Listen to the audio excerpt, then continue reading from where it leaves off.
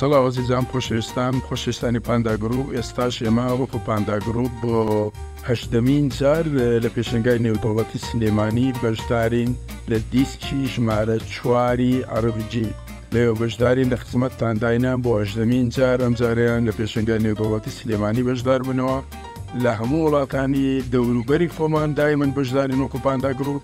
ئەم جارش بە بازمانزانی وەکو خزمەتێک بوو خۆشەویستانی شاری سلێمانی لە شارە جوانەکەی سلێمانی بەشدارین لەگەڵتان لە هەفتەی 8 تاکو 28 ئێمە لێ ئامادەینە قورمان و ستافەکەمان بە نوێنەرایەتی 18 بۆ 19 وڵاتی جیهان.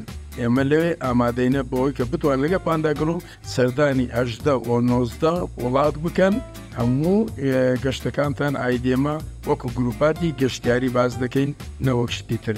سەڵاو ڕێزی پاندا گروپتان لەبێت.